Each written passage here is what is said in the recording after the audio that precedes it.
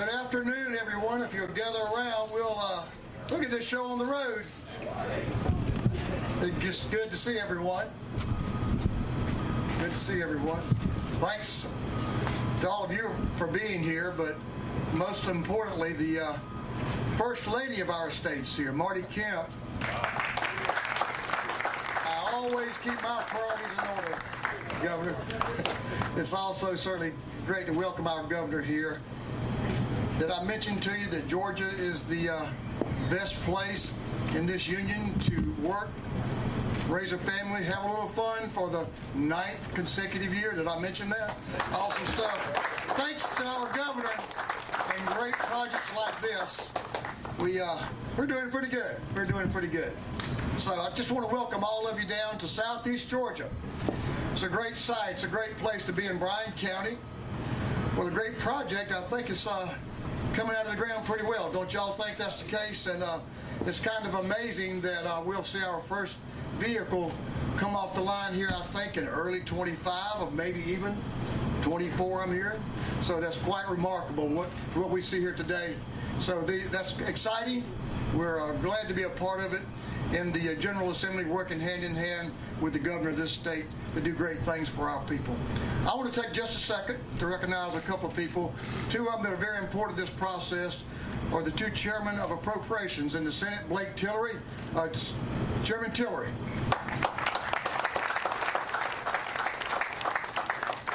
My dear friend from the House, our appropriations chair in the House, Matt Hatchett, right there from Dublin, Georgia. The last House member I'm going to introduce is a guy who's kind of in charge of economic development in the House. Is Chairman Ron Stevens from right here in Chatham County. And I'm going to tell you a great cast of characters from the House. If y'all will raise y'all's hand to be recognized. And I guess this is Chairman Watson. Is this your district or this is your district? So we want to make sure we recognize you for being here, Chairman Ben Watson, who represents this part of the state in the Senate. Again, thank you for everything that you're doing here. Hyundai is a remarkable partner in our progress in this state. We're excited about them. We're excited about this project and many more that Governor Kemp and his team are bringing to our state.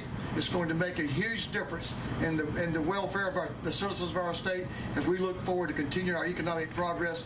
I'm excited to be a Georgian. I don't know about y'all, but this is good stuff, y'all. We're gonna make a lot of good things happen for our people, and with this team, we're excited about that. We know that we can be supportive of that, this great project, and this great part of Georgia with all support from the ports and every other piece of this puzzle that brings economic development together to make the people of this state absolutely the best place to raise that family and have a good standard of living here. We're excited about that. And with that, I'm going to introduce my friend from Bryan County, Carter Enfinger, who serves as chair of the JDA. And those members are here as well. They've done a great job of bringing this project and this space to fruition. And Carter also serves as the chairman of the Bryan County Commission. So without further ado, Carter Enfinger. Thank you, and welcome to everybody. I tell you, this site is changed. You know, what's on Marty, we were talking earlier, it was hot the first time we were here. Second time was air conditioned. This time it's nice. But anyway, good afternoon. Welcome to the site. Welcome to Bryan County. Like Josh said, my name is Carter Enfinger. I'm the chairman of the Savannah Harbor Interstate 16 Corridor Joint Development Authority, or the JDA as we like to call it. And I'm also the chairman of the Bryan County Board of Commissioners. I'd like to thank the governor, Governor Brian Kemp, and First Lady Marty Kemp for choosing Bryan County Mega Site for today's signings. Throughout his administration, Governor Kemp has invested in Georgia to bring well-paying jobs to the hardworking men and women of this state. It is why we continue to be the #1 state to do business in. His leadership is why we're standing here today at the home of Hyundai Motor Group Metaplant America. This site will soon produce over 300,000 electric vehicles a year. It is my honor and pleasure to introduce the 83rd governor of the state of Georgia, Governor Brian P. Kemp, and First Lady Marty Kemp.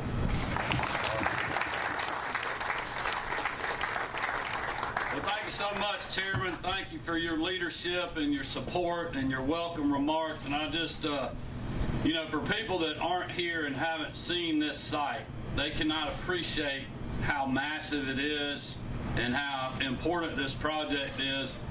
And that's why we're 10 to 15 minutes late. We got here at 2, but that was at the highway. And it took us 15 minutes to get here to the middle of the site, which shows you how massive this Metaplant is. But I just want to thank Carter and the JDA for an incredible partnership in this transformational project that we're seeing happen before our eyes on this site. It's amazing that it was just under a year ago that we gathered in this same spot to announce this incredible investment. And I know the tent's a little bit smaller, but the temperature's also a little bit lower. So we are grateful for that. I also want to thank our partners at Hyundai for hosting us here today at the future Metaplant. And certainly Marty and I are honored to be with so many great fellow Georgians and members of the General Assembly. And we're just thankful to be able to celebrate here. I especially want to thank Speaker Burns and just thank him for not only his friendship, his uplifting words, but also just for his leadership this past legislative session. You know, the Speaker, the Lieutenant Governor, members of the General Assembly are a big part of Georgia's team that makes us that #1 state in the country for business and that #1 state to live, work, and raise our families, and we couldn't do that as well, especially in regards to the budget, without Chairman Tillery and Chairman Hatchett's leadership and hard work, along with our OPB Director, Kelly Farr.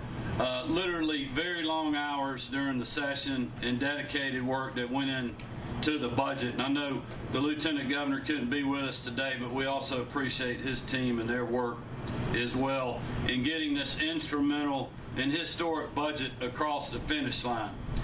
Now, I normally don't have very long speeches, and I'm going to try to move as quickly as I can, but there's a lot of good stuff in this budget to talk about. And it's important that Georgians know that we're delivering on our promises.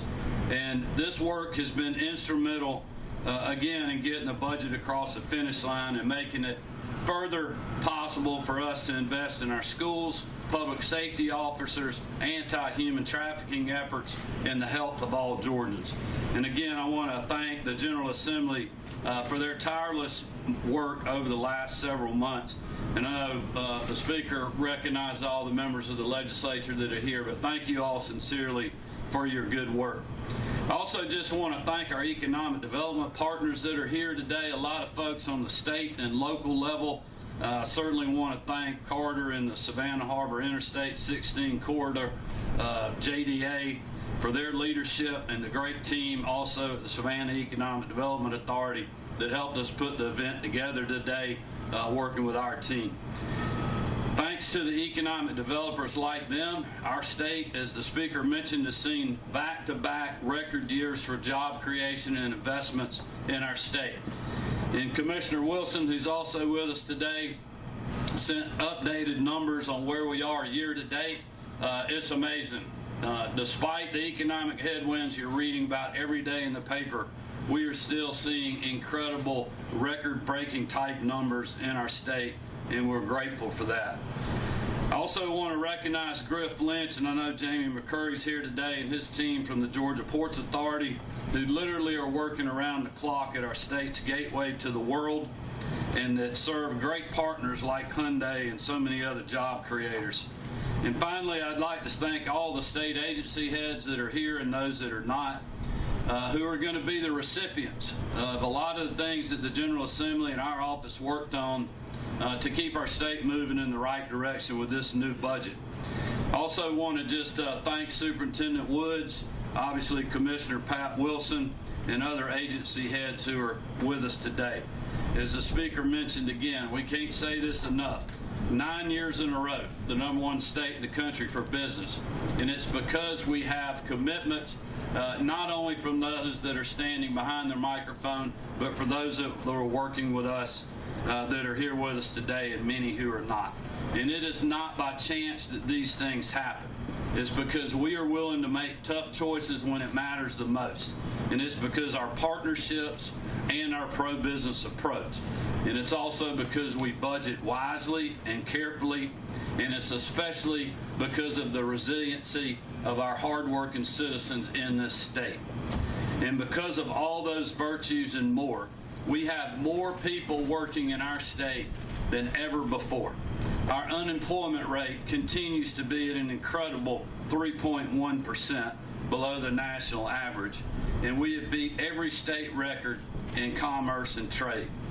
And not to forget, in the last 365 days, we have announced the 4 largest economic development projects in our state's history because of those commitments. The largest of those projects has taken place right here where we're standing, thanks to Hyundai's decision to bring 8,100 jobs and over $5.5 billion of investment in this region. You have seen a small portion of the activity going on here at the project today, and soon enough, a state-of-the-art facility unlike any other will stand on this ground. But Hyundai's positive impact goes even farther than just this project in the 4 counties that it directly affects. Suppliers for this future plan are also moving to Georgia, and combined they have already we've already announced over 4,500 new jobs and roughly $1.96 billion of investment. Now keep in mind, that is nearly double the original estimate that we had for off-site suppliers, all because this great company chose Georgia. All of those figures don't even include the joint venture Hyundai has with SK On in Bartow County for an EV battery facility, which will bring an additional 3,500 new jobs and roughly $5 billion to our state. Transformational projects like those that we've announced over the past 2 years are great examples of why we need House Bill 408. That bill extends the sales and use tax exemption for certain projects designated as competitive projects of regional significance. And I'm proud to say that most of the communities that have benefited from this tool are located outside the metro Atlanta area. So again, I want to thank the members of the General Assembly who helped get that bill across the finish line, including Representative Bruce Williamson for introducing the bill, his co-sponsors Representative Shaw Blackman and Matt Gamble, and for Senator Chuck Heffstedler for carrying the bill in the Senate. Thanks to their efforts, Georgia remains a top competitor for companies looking to locate or expand our operations. Moving on to the budget that I will sign this afternoon will also continue to help us remain the best state for opportunity. The great work of House Bill 19 funds our priorities and places our state on strong financial footing, keeping us on the road to economic growth, even while policies coming out of Washington, D.C. push the country closer to a recession. In order to keep us number one for business, we're investing in our workforce pipeline from the classroom all the way to the boardroom. That includes support for our hardworking educators as well as investing in our schools. Between the budget I will sign today and the 23 budget I signed earlier this year, we are putting more money toward education than ever before in state history. This budget fully funds our schools and provides $26.9 million to increase the number of counselors who help our students overcome personal challenges and support their success.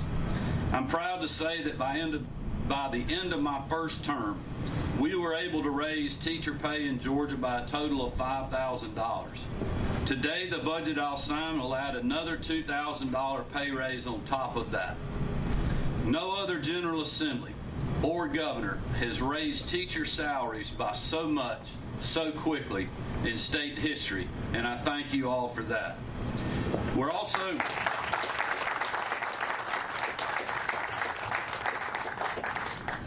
also making history by restoring the Hope Scholarship and grant programs to their full promise, covering 100% of tuition at all public university and technical college institutions. In short, this budget improves the quality and access to education across the board. But this budget doesn't only make our classrooms and workforce better. It also makes our community safer and funds resources in our fight against street gangs and criminals. Earlier this week, the nation joined us in witnessing the bravery of Georgia's law enforcement on all levels that responded forcefully to the incident in our capital city. I want to thank Colonel Chris Wright and our great team at the Department of Public Safety and our state troopers, Director Mike Register and the entire team at GBI, and many, many, many other state and local public safety officers who helped enforcement in Atlanta and Cobb County on Wednesday. Let's give all these folks a big round of applause.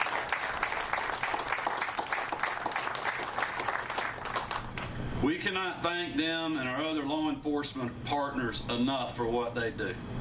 That's why I'm thankful the FY24 budget gives eligible state law enforcement officers a $6,000 raise, on top of the $5,000 pay raise included in this current fiscal year's budget, ensuring that we remain competitive in attracting top-tier talent in careers of service. With this budget, we're also furthering building on the work that Marty, the Grace Commission, and our public safety partners have accomplished in our fight against human trafficking. In 2019, we launched the Human Trafficking Prosecution Unit in the Attorney General Chris Carr's office. That unit has an incredible 100% conviction rate, and in the past year alone, they have rescued 116 victims. Incredible.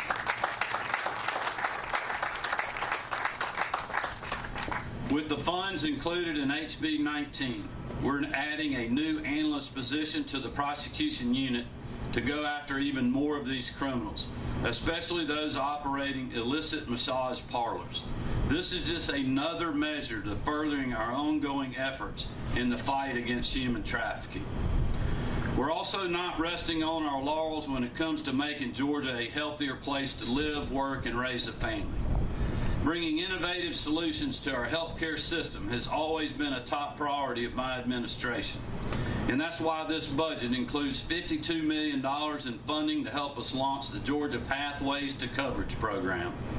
This common sense, sustainable approach will offer Medicaid to tens of thousands of able-bodied, low-income Georgians who would not otherwise qualify.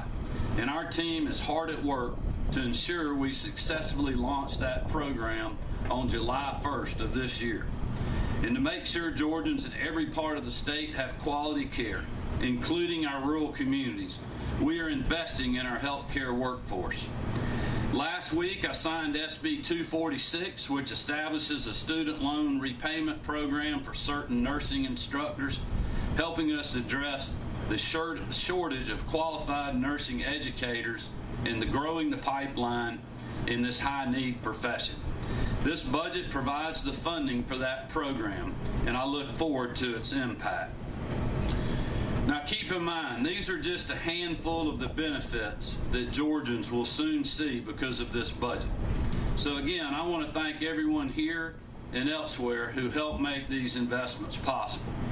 Georgia continues to be the best state to live, work, and raise a family because we have prioritized education, public safety, health care, and economic development, even in the face of truly unprecedented times. Today's legislation builds on those priorities to make us even more strong and more prosperous. So again, I want to thank Chairman Hatchett, Chairman Tillery, Speaker, Lieutenant Governor, and all the members of the General Assembly for their broad bipartisan support on this great piece of work. And we are honored to move to the table now to sign both of these pieces of legislation, and we'd like to ask anyone who wants to join us to please come and stand with us. So with that, we'll move to the signing. Thank you all for being with us.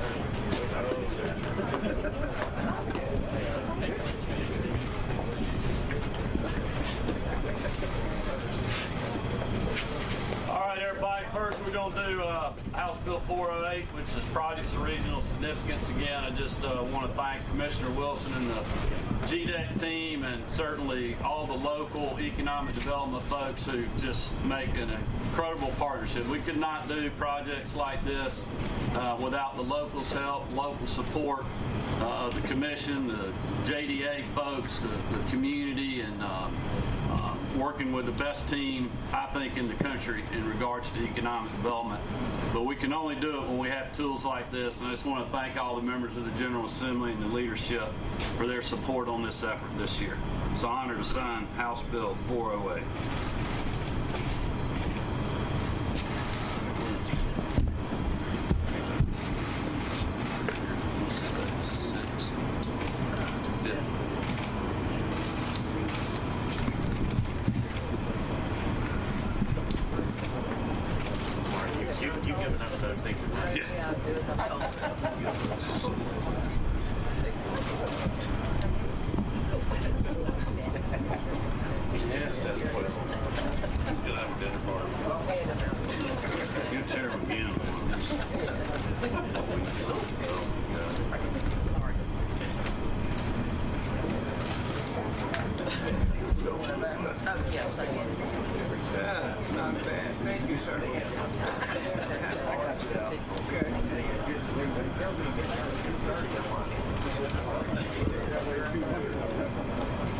Al, it's always a good day being rural Georgia. We really agree. All right, congratulations, everybody.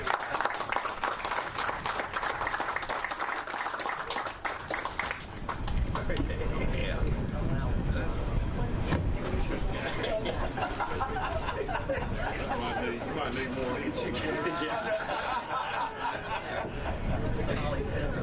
All right, well, we're going to sign the budget now, and I know there'll be a lot more good things that the members of the General Assembly and the Speaker and the Lieutenant Governor and our team will be talking about that I just didn't have time to get into today. Just an incredible amount of work from the folks standing behind me. Another incredible budget for our state. Also, just building off what we did in the amended budget, returning $1 billion of tax money to citizens. That they're getting those checks right now. They're getting their own money back to help them deal with 40-year high inflation, high energy prices, and a lot of other things that are going on in our economy. $1 billion worth of property tax relief, and quite honestly, just fully funding state government. And I just want to thank again Speaker Burns, Lieutenant Governor Duncan, Chairman Tillery, and Chairman Hatchett. Just incredible amounts of time, especially from our appropriations chairman on the budget, working with our team, Director Farr at OPB, and we are looking forward to continuing to have fruitful relationships in the future. But it's because of this teamwork that we are able to be on sites like this and do what we're doing with this budget. So congratulations to you all. Chairman Hatchett, where are you at? First budget. You got first payment.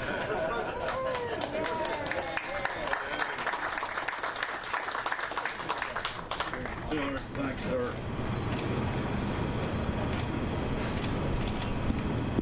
I'll let y'all help the hands out. Nobody mad at me. I got mine. You got it. Okay. Thank you, man.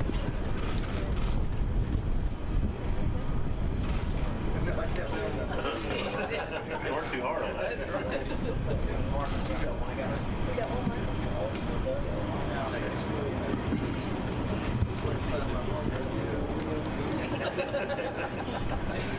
Governor, I'm trying to